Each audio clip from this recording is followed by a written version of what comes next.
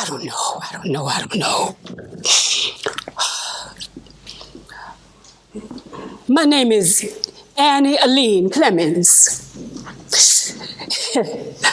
Good evening. Good evening. To all of you. Thank you for coming here this evening. You see, I don't know. I don't know if I should tell you something or not. But I live in Southport on the corner of Brown Street. Me and my brother, called Little Baby, we live side by side.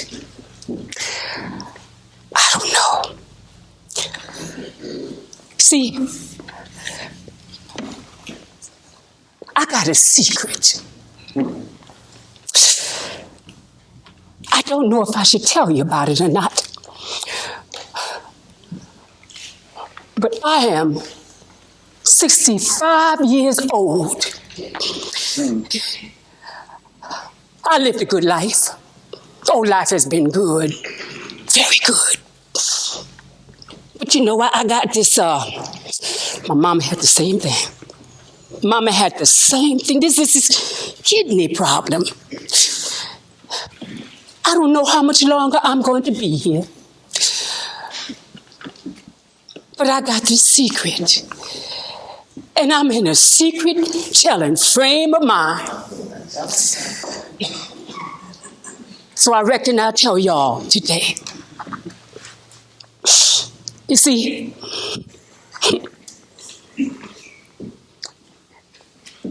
years ago, I wanted to vote.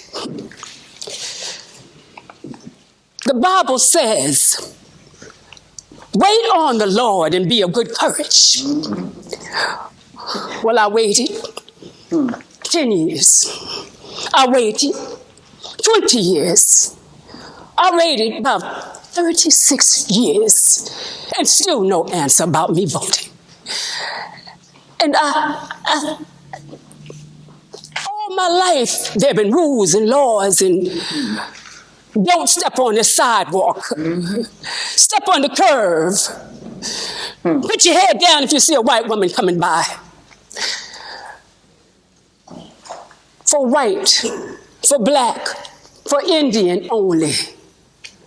Don't and do's. See, a long time ago, Stevie, my nephew's son, well, he stayed here in my house. You know, Stevie could never quite make out who I was, always wearing pants and all. But y'all could call me Miss Anna, but he called me Mr. Annie. And people never could figure out me, what I wanted, what I needed. They always told me what to do all of my life. You can't vote. You're a woman. You're too black. You're too white. Too light-skinned. Too dark-skinned. All my life. But I have this in my mind that I'm going to vote. Good Lord never did think the same thing I was thinking, but that's all right. I just want to share this with you. See this here house? Always wanted to paint it. Never did get around to it. Always taking care of this one and that one, and always busy with all kinds of things. Priscilla, one of my nieces, she said the house is haunted. She said spooky. But you know what? This is my house, and I live here. My papa gave me this house. Half of the property went to baby, and the other half went to me. All of this gloriousness, unpainted and all, is mine. Well,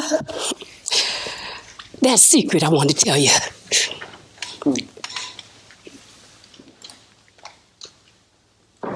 My papa, he's right here in this picture. That's my daddy. He was a proud man. He had 13 children. 9 survived. Katie and me are the only girls. 7 brothers. And Papa always said, some of you have a paper on what he said. Read the paper over here. And when I point to you, I just want you to say what my papa said. Y'all got a paper over there. Some of you got a paper too. Did you see the paper on your seats? Did you see the papers on your seats? Did you see the papers on your seats? Well, I want you to look at the paper. That's just not sitting there just to be seen now. Papa always said, Wilmington, high city, on the lamp, on the light, always got opportunity. Wilmington is a city of opportunity, city of prospects. So what you got to do? All right, y'all got it right. As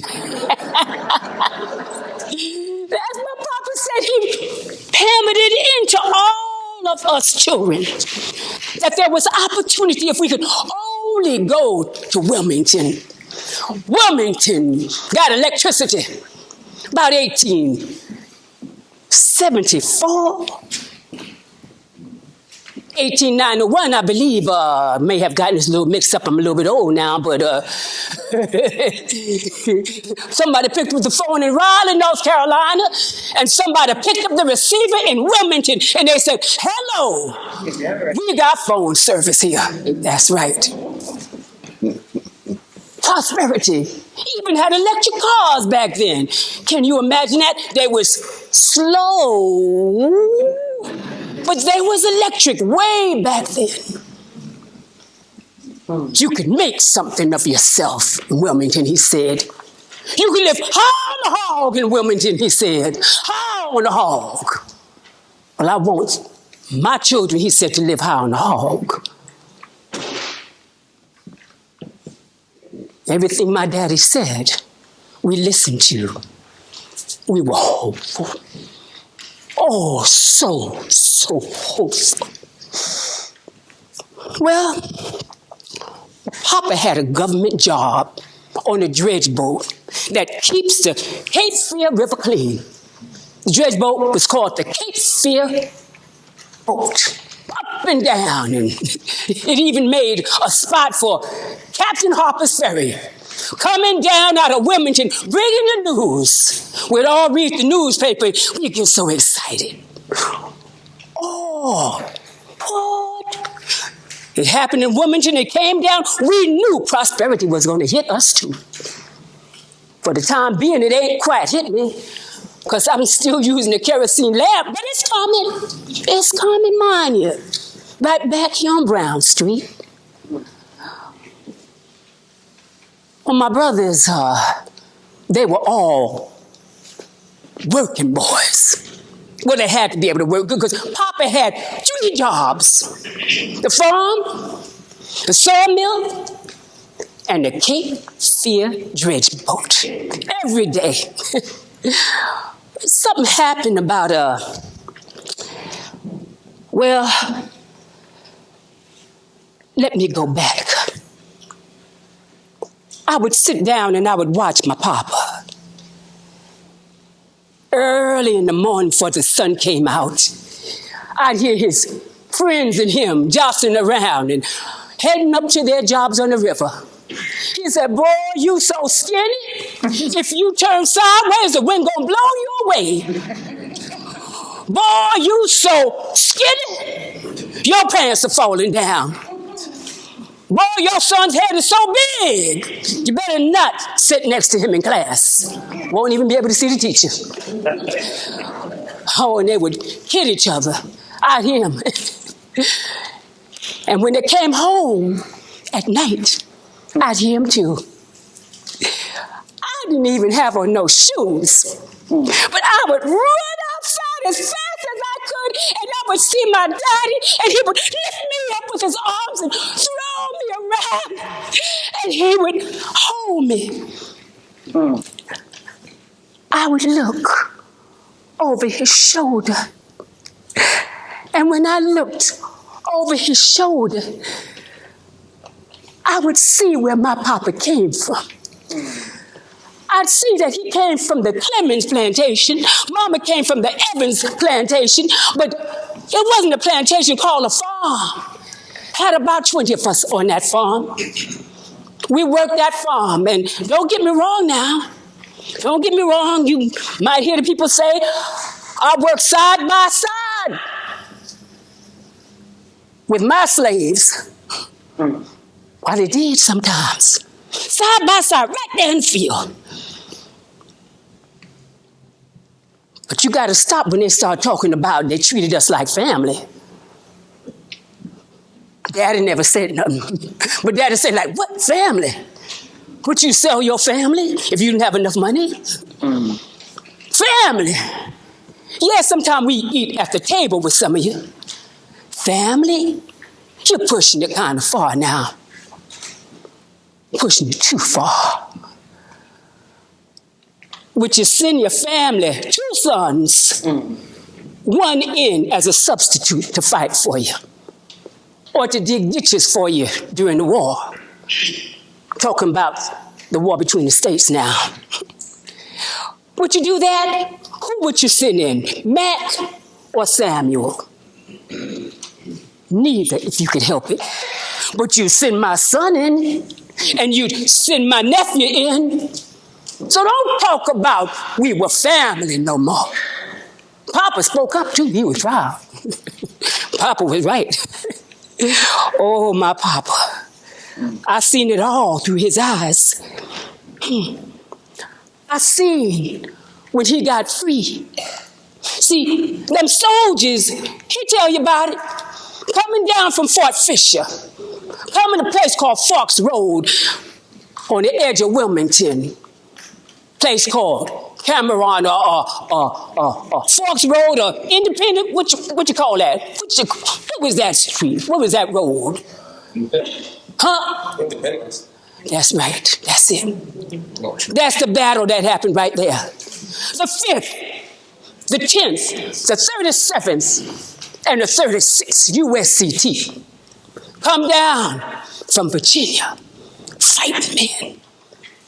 Had to guard Wilmington from the Confederacy coming in.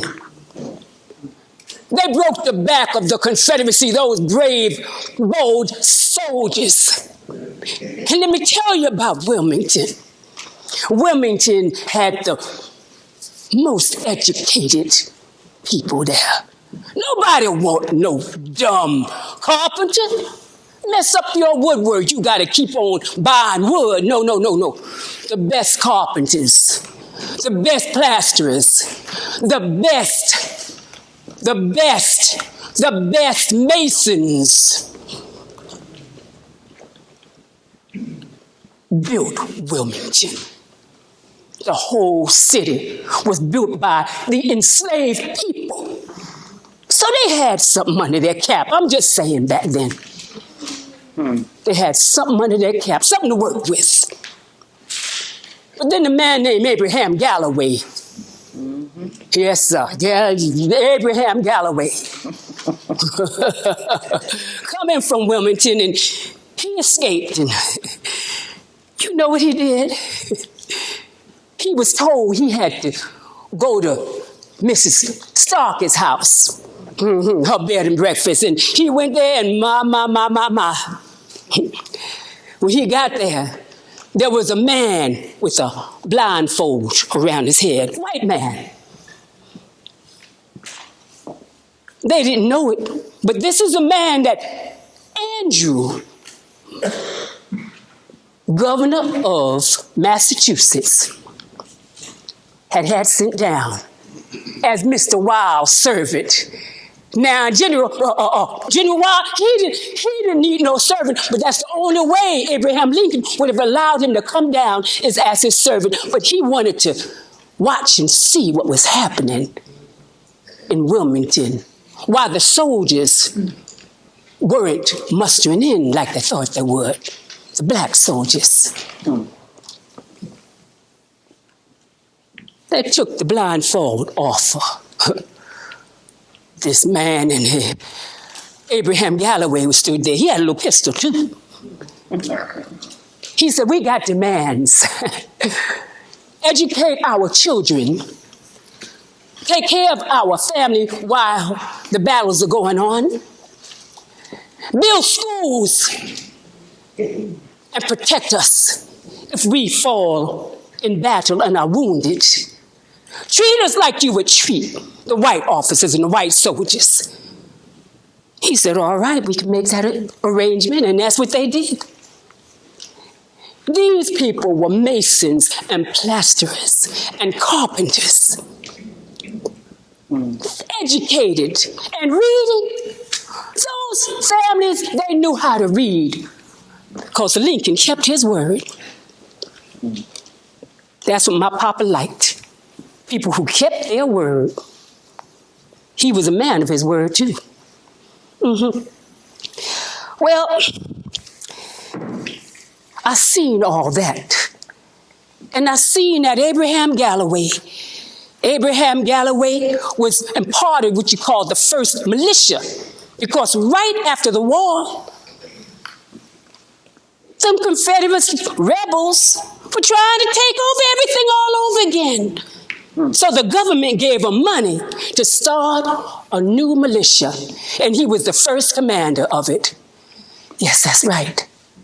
Well, they held him back as long as they could, and the government changed, and which was called a fusion government came in, like that government down there in Beaufort, South Carolina, that Robert Smalls was a part of it. That fusion government was white, black, Indian, poor, rich. Everybody got together. Everybody was united with the fusion government. And they made laws, but some people didn't quite like that. I looked over my shoulders and I seen the soldiers marching. I seen the soldiers that had declared victory on Forks Road and Fort Fisher, that were hopeful for a united future in America. I seen all of it. And I seen my father. See, he was one of them Gullah men, I believe. My daddy had to, what you call seek. That's seeking. That's when you go out in the woods and you try to find God. And then you tarry. Tarrying means you kneel and you pray for a long time until the Holy Spirit gets into you. Well, I believe my father was seeking for a wife. Is that right? That's when he met my mama. Oh, y'all know what happened next. They got married and they started having them children. They had 13 of them, but I seen it all. And I seen Daddy standing tall, drilling them boys. And I seen Daddy in 1898 put on his coat, shine them shoes real shiny, shining his shoes all night, and the crease on his pants was so sharp it would cut somebody. They got too close. And I seen Daddy put on his Stetson hat, pocket to the side like he always did. And I seen Daddy go out to vote. Sunday go to meeting, outfit on. Come on now. Him and other men walked out.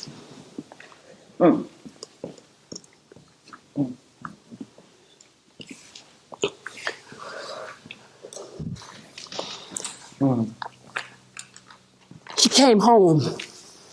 Now, every day I would hear him coming up that street. I would hear them kidding and jostling and laughing and teasing one another, but I didn't hear him that time. And I was sitting right there on the porch, and my daddy walked right by me, like I wasn't even there. He came to Mama, and he told her, Mama, they gave all the colored people yellow paper to cast the votes with. At the end of the day, Mama, they said voting fraud, voting fraud, voting fraud, and they took all them yellow pieces of paper and they threw them away. None of our votes were counted, Mama. None of them.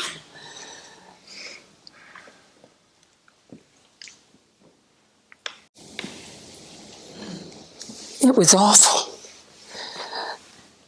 I don't know if it was before or after, but a newspaper come down and Captain Harper's quote,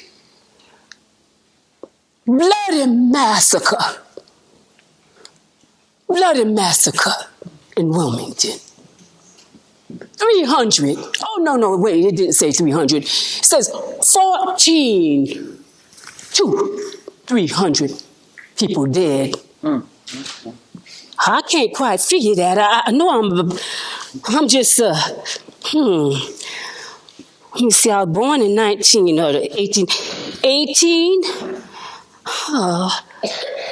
I must have been 8 or 9 years old then, I don't know, but I can count pretty good. And you put 7 people here and 7 people line them up there, and that's 14 people. And then you switch to 300 people. Well, how many people were killed? You know what 17 look like. And you know what 300 look like. I don't know what these adults are talking about. I can't figure out anything. And so I just listen around here when Mommy and Daddy are talking. Mama said, Gail, go out in the yard and pull some carrots. Oh, yes, Mama, but I didn't pull no carrots. I was listening, and I heard all about it. How the people had been shot. Hundreds of people. How the women with them great, big, old, beautiful black dresses. The magistrate's wife. The customs department wife. The police officers, the lawyers, the doctors, the dentists, the postal workers. Now, the postal workers, can I talk about that? People were mad. White men were mad that when their woman went to the post office, they had to ask a black man for the mail. They didn't want them to be talking to no black man. So they burnt the newspapers' offices. They burnt so much stuff, they didn't even know why they was burning it no more. And they shot up everybody. I know someone with a big old carriage, black people, rich people, big old houses. They had everything. Wilmington was the city on the hill, the city of promise, the city of prosperity, the city of hope, the city of optimism. It was a place of prosperity. A place of opportunity. Okay. Opportunity. A place where when my daddy was a little boy, he couldn't vote as a child, But when he grew up, he could. That's right. What happened to the city on the hill? What happened to Wilmington? All the killing, all the murdering. Oh, they ran the woman and the children into the swamp. Into the swamp where if you step down, snakes would come all around your feet. Every step you made, there were steps, snakes on the ground. Where would they go? What did they do? They survived. Abraham Galloway, he died. People suspect he was poisoned. Just suspect. The militia was taken away. And people kept their heads down, followed the laws, followed the rules, and they would be all right. Daddy voted one more time after that. Of 1900. In 1901, old J.C. came in. Y'all know who J.C. was? Say Jim? Jim Crow. Jim Crow. It was official then. You had to learn how to read and how to write, and you had to know all the rules. Well, I know a man, and he was a leader in the community. I can't think of his name right now, because we had a lot of leaders in our community back then, didn't we?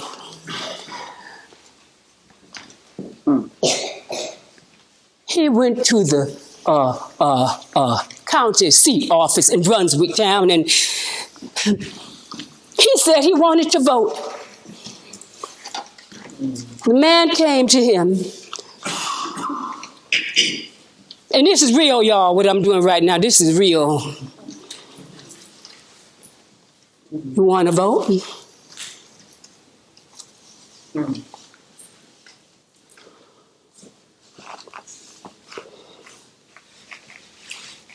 Took him a few minutes to give him the paper. Write your name down there, sir.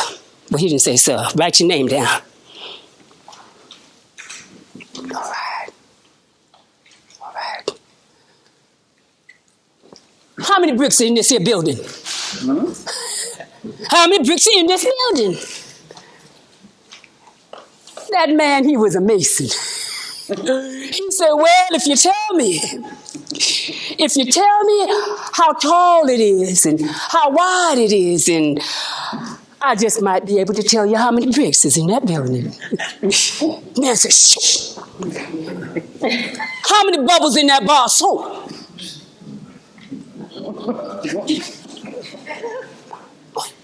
I can't tell you. I can't tell you that stuff.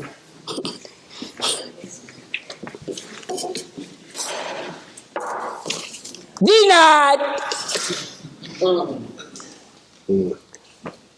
That's what happened. We kept a low profile, kept our head down, didn't get in no trouble, listened to the rules. My brother, he was so smart, smartest in the whole class. He went up there, and he was turned down. I was 11 years old. I was watching the little children. Then we had 3 babies in the family, and I just know if I could read and I could write, I know that I'll pass that test. I know I will. So I went to my mama and I said, Mama, let me read. Let me go to school, Mama. Let me go to school, please, Mama. Please, please, please, please. And Mama said, okay. So I went to school. I went to school. I became a teacher. It was all right. I kind of liked it. How many teachers are in here?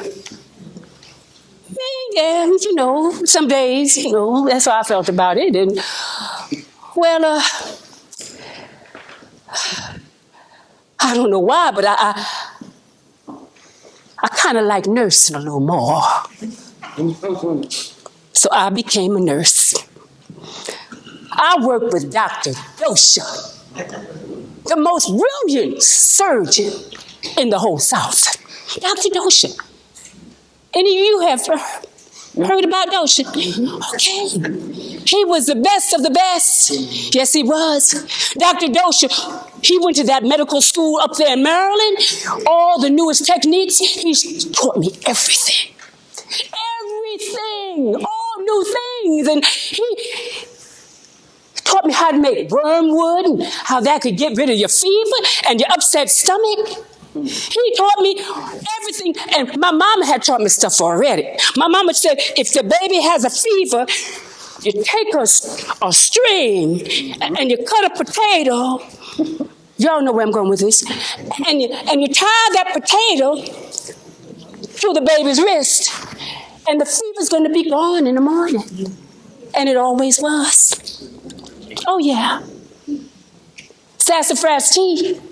That'd be good for malaria, MVD. Okay, sorry, I went there.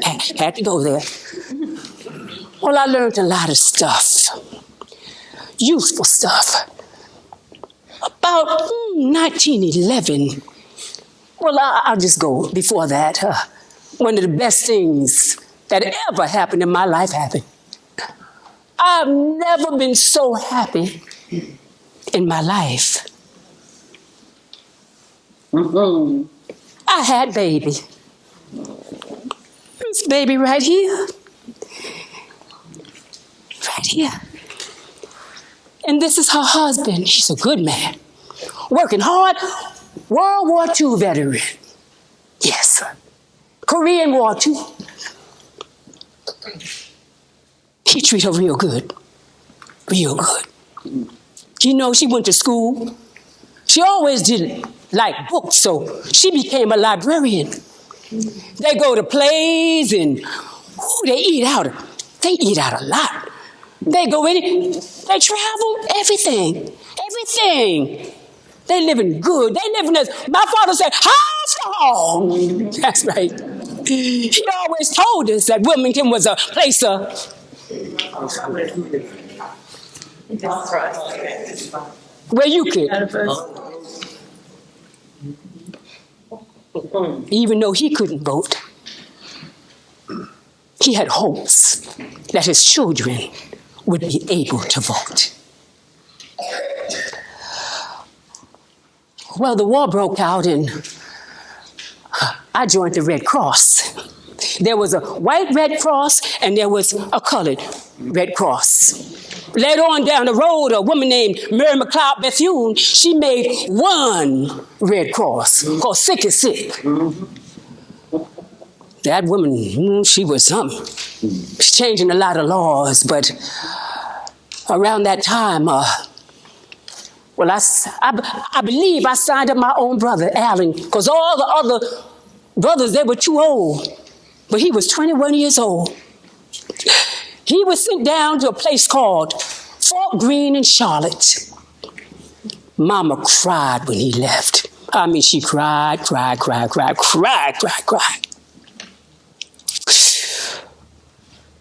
He went. She didn't think he was coming back. We all cried, and Daddy said, "It's all right, Mama. It's all right." About 1920, I'm going too fast, but I'm going to catch up and I'm going to go back. But 1920, they had what you call the Red Summer. Because in 1919, when them black soldiers came back, full of themselves, full of pride, they had been someplace where it didn't matter what color they was. They could give a letter to a white woman just as well as they could give it to a black woman. They had jobs, and my brother, he was sent with the 349th Labor Division. That's right. About 1918, something else happened.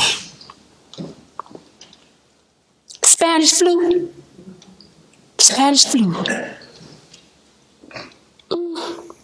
Right here in Fort Caswell.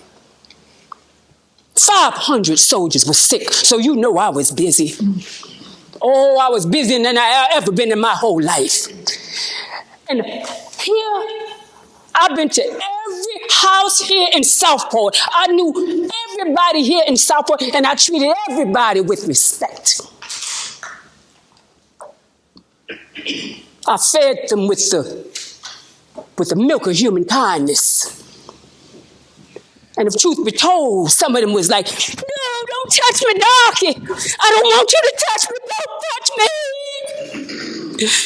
I had to calm them down. They didn't want me to touch them. I got some Vicks Vapor Rub, and it's going to make you feel better, I said. And I would rub it on them, and I would grease them. That's called it. Grease them down. Because we didn't have any other medicine like we have today.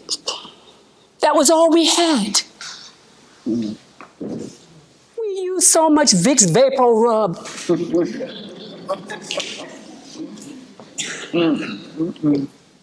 That we ran out of the supply. All gone. I remember that a spirit of turpentine. We take a teaspoon and put a teaspoon of sugar on there and just a few drops of that stuff. And it was good for the whooping cough. Oh, whooping cough, I mean. Ooh, but we didn't have nothing. But I tell you, not one white person in all of Southport died. And someone said it could be from the fresh ocean breezes and it could be from your work. I don't know. Amen to that. But there was plenty of colored people who died. One family lost his wife, had 6 children. What's that, Mr. Jackson? I don't know. Some of you know. And he never did get married again. The war ended, and my brother came back home. See, I didn't think he was going to quite make it out of America, leave alone France. But when he came back home, we were so proud of him. Ooh, well, I believe this be his uniform right here, right. This may have been it. Got a little moth-eaten in the time it's been here. But he was a buffalo soldier. Yes, he was. We was all so proud of him. Well, he was old enough to go into the army, but he wasn't good enough to vote. You figure that? How y'all figure that? I don't know. Well, a lot of news come up Captain Harper's Ferry. There was a time, I think it was 1915, maybe, I think it was Woodrow Wilson, one of them presidents. 2 days before his inaugural, I might have my dates wrong, but 2 days before his inaugural,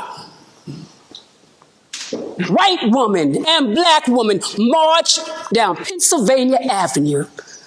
Hold up that, can I have the sign there? Hold up your vote signs, y'all. Those that have it. Vote! Vote! But they wasn't shouting or nothing. They were silent, and they was marching down. 250,000 of them. But that many marching. Ida B. Lewis, a journalist, had moved to Illinois because she was burnt out in the South. Ida B. Lewis was told that she should get in back of the line, way in back of the line, because she was a black woman. Could y'all stand up for a minute here, please, both of you? Stand up, yeah, stand up just for a minute.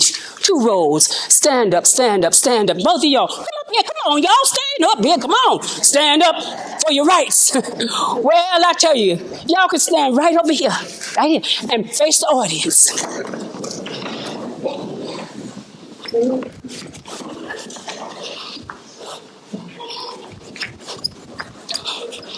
Well, Illinois came, and she was from Illinois, you know.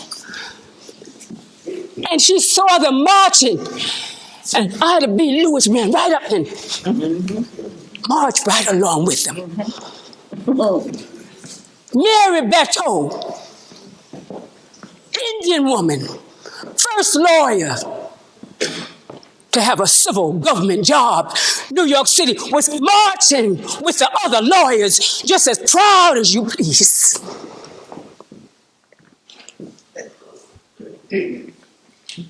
Thank you for the picture. Thank you. That's Mary, that's not me.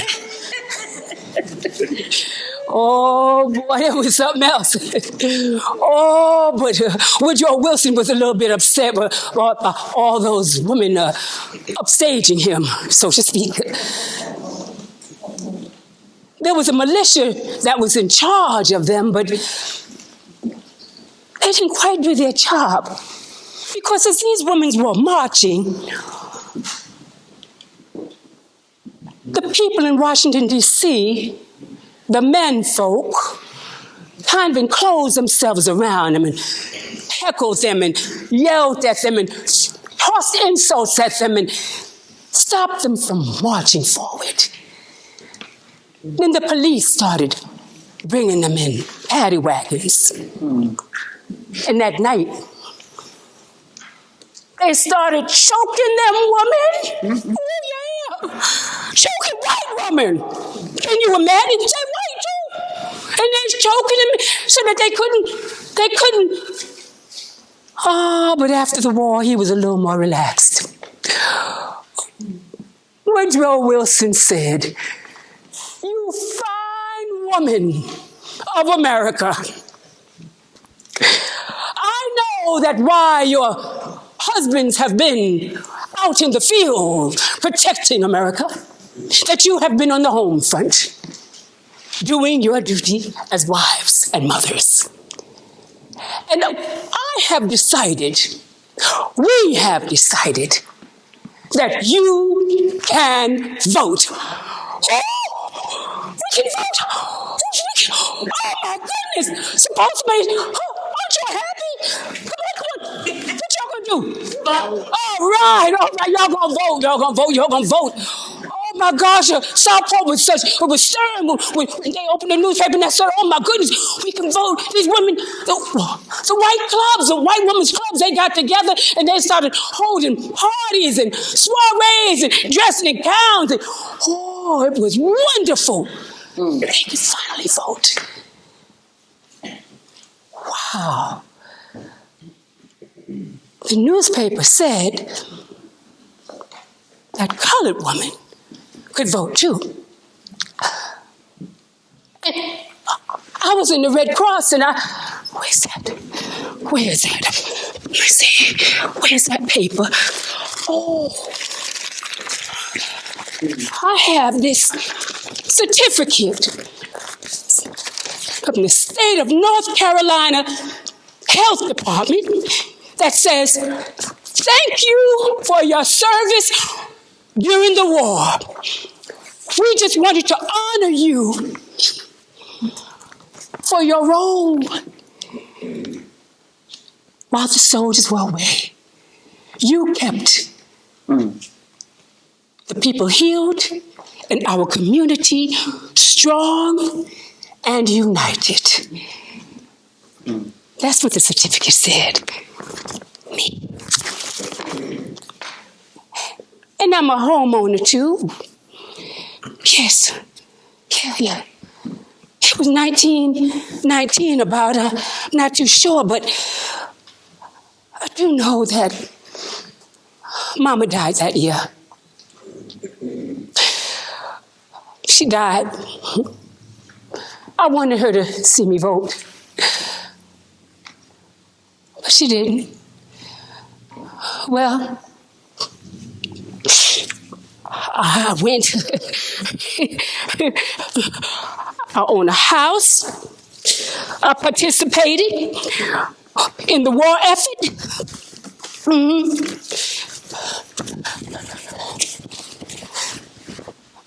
I'm a woman, a black woman, like it said on the paper. And so I put on my clothes, my most beautiful clothes. I put, because I'm going to vote, y'all. It's been a long time. I waited for this. I knew it was going to come, that if they can vote, I can vote.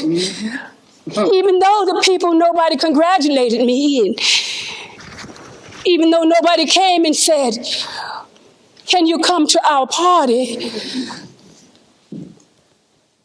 The paper said I could vote, so I'm going to vote.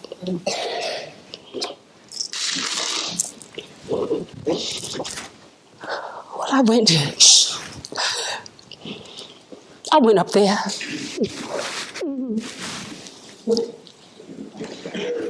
I went to Brunswick County office. And I told them that I'm here to vote.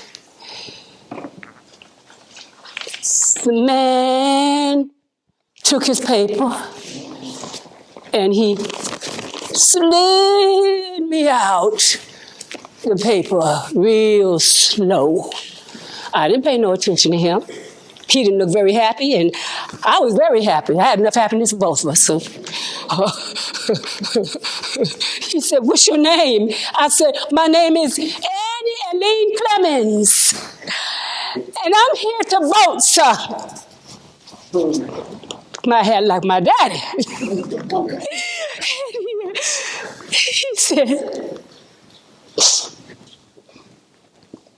He said, well, how many presidents do you think is going to come in the future?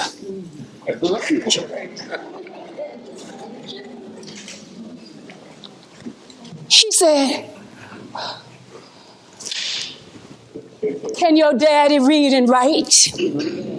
Now, Daddy was always so busy working. Yeah, he had 13 children. He never did learn how to read and write. Because if you knew how to, if your father voted, now this would have been before the Civil War. My grandfather, I don't even know where he is. I don't know if he voted now, but Daddy, he never read anything, and Mama, she could read or write a little bit, but they were disqualified. And how many bubbles in that bar of soap?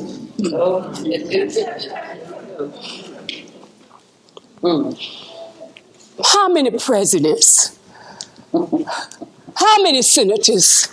How many councilmen? Oh, no. I felt so stupid. I felt so ignorant.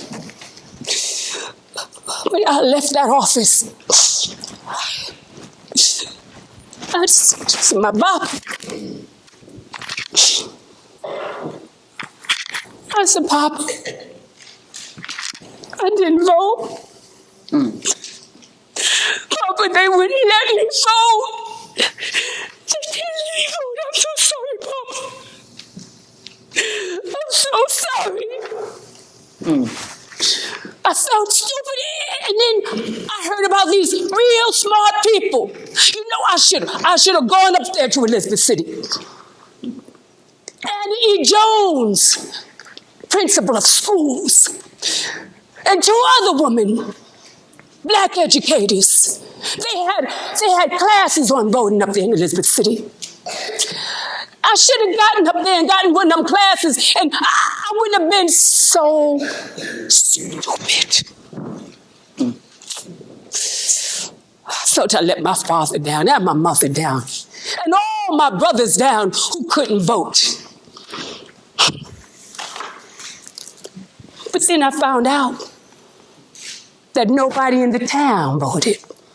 They were all not good enough. So I didn't feel so bad. But I got mad. I got boiling mad. I said, let me write that lady up there. That Alice Paul lady. The lady that marched in Washington. Let me write her a letter. And that's what I did. Dear Alice Wall. I penned it to her secretary, though. I said, well, y'all tell me if it sounds good. You know I always ask your opinion right on things. Just ask me, just tell me. To the National Woman's Party, Washington, D.C., to the secretary of the above party. I am a colored woman property owner in Brunswick County, North Carolina, and I'm seeking a way to vote by mail if I have to. Because a colored person in my county is unable to vote because they're colored. Please send me information on who I should speak to register at your headquarters by mail before it is too late to register. And oblige, Miss Annie Clemmons. How's that sound? Think that sound good? All right. Y'all, I sent that letter in the mail. It went. Oh, well, I started thinking about something. I started thinking about Ida B. Lewis and that article that I had seen in the mail about 2 people lynched for writing letters. Well, I started getting kind of nervous. I don't know, maybe this wasn't a good idea. Maybe I shouldn't have told y'all my secret. But I felt this was a safe place. Is this all right? All right.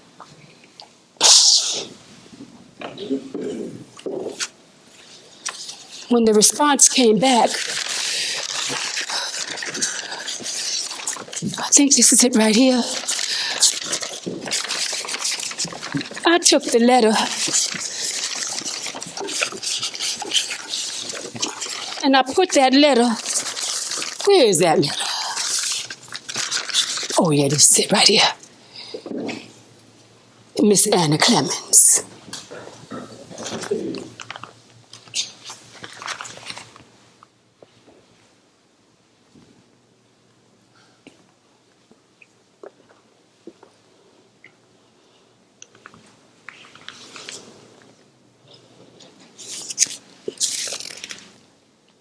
Daddy, they wrote me back. They wrote me back, Daddy. Look, they wrote me back. Oh, Daddy. Oh, I'm going to vote, Daddy. I'm going to vote. They wrote all the way from Washington, D.C., Daddy. Oh, let me see what it says. Oh, my goodness. Oh, it says, Dear Miss Clemmons, your letter of October 24th has just arrived, and I hasten to assure you that if we should undertake an investigation in the matter in which it details, your name will not be used in full. Because I told them, don't use my name because I don't want to be seen as a rabble-rouser, troublemaker. All I want to do is vote, you know. I don't mean nobody no harm, but I just, see, my papa always told me that Wilmington was a place of opportunity, you know, prospects and vote, and I just want to live what he's told me to live, and I don't mean no trouble. I don't mean no trouble.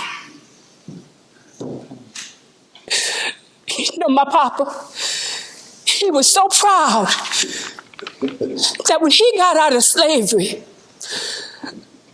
because he was enslaved on that farm, he didn't have no birthday. So he chose his own birthday. He chose Independence Day, July 4th, to be his birthday. He said, I'm independent. I'm free. Like America is free. That's going to be my name. Freedom name. He was a proud man. So I'm proud. Well, let's see what they got to say.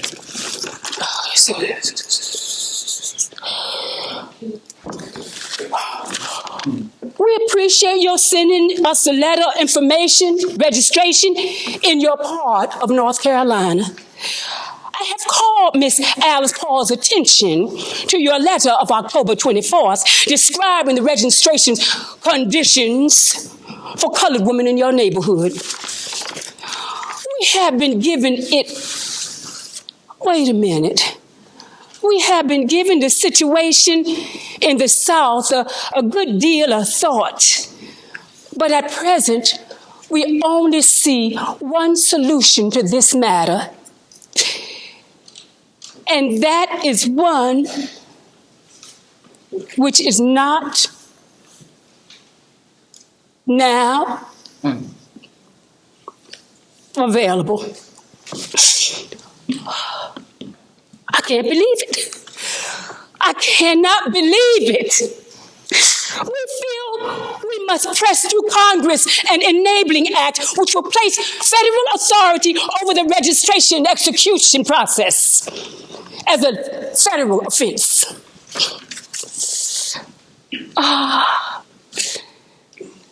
And so make interference with or prevention of this as proper execution. La-di-la-di-la-di-la-di-la-di-da. We hope to get this enabling act through Congress before its adjournment last spring, but we did not get farther than an introduction on the measure.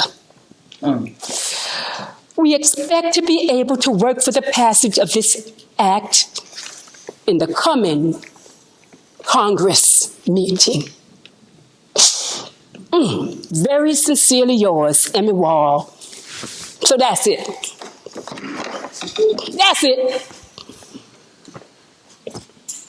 I wrote him again. I did. I don't think she understood me. I don't think she can imagine what is happening here. I don't think y'all can imagine what is happening here.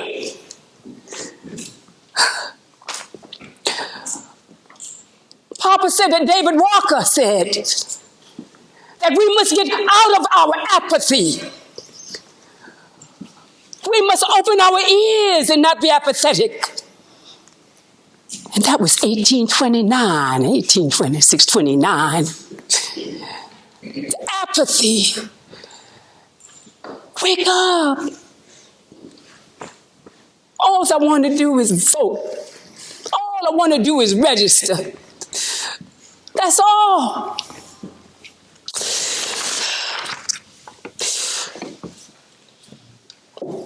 I told him I donated to the Red Cross and I didn't have that much money, but I donated. I told him about working in everybody's house here in Southport, keeping people alive. I told them about my family. My brother served as a soldier, and they would all serve if they were young enough. I told them about our dedication here. Yet that wasn't enough. Well,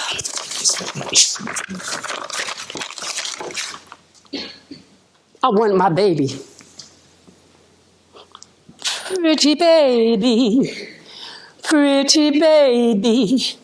Na da da da da, na da da da, na da da da, da da da. Pretty baby, Pretty baby, oh, let me hold you and rock you in my arms. I'll always love you forever.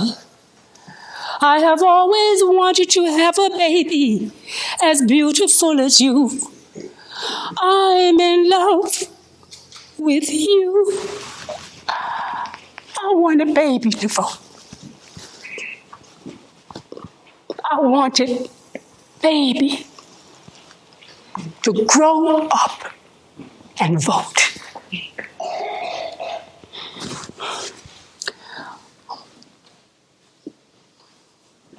Well, Southport did what it always does. Welcome to tourists.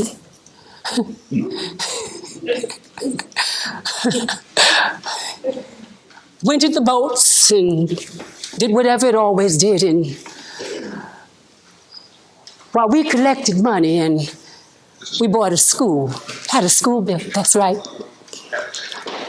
I ain't talking about the school in one room in the church now. I'm talking about a Wilmington school, a whole building just for education. That's right. And the principal of the white school would be out there late at night, and he'd give the principal of the black school used books. Yes, he did. Don't let him know about this now. Get in trouble. Early one morning, somebody shouted, "Fire! Fire! The school is on fire! The school is on fire!" Oh my God, Lord have mercy! Lord have mercy, the school is on fire! Where's baby gonna go? How's she gonna learn? That school would take her into high school. What am I gonna do with baby? I don't want to send her up north to Ohio to stay at no stranger's house. Come home only in the summer. I want to keep baby with me. I don't want to send her with no strangers. She's so pretty, something might happen to my baby. It burned right down to the ground. Nobody knew how that happened either. Nobody knew. Well, anyway, the state and the county and the good people of Southport all chipped in. And we built us another school, the Brunswick County Technical School. Ain't nobody said that went on fire. No. And that's where baby went. And she did pretty good, too. She did pretty good. She became that librarian, like I said. And I believe my baby, pretty baby, even voted. My papa would always say, wait.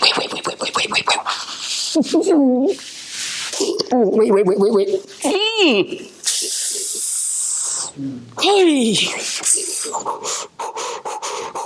Oh, my kidneys.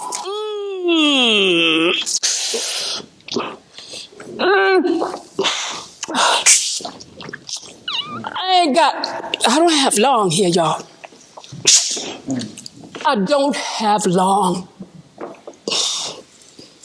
But I'm sure glad that I was able to share that story with you. Whether you want to hear it or not,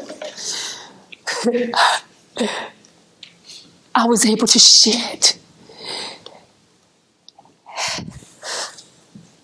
And in my mind,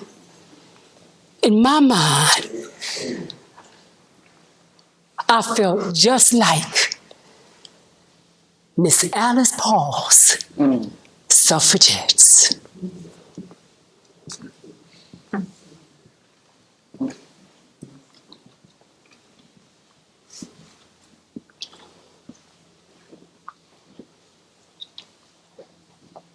And I thank you now.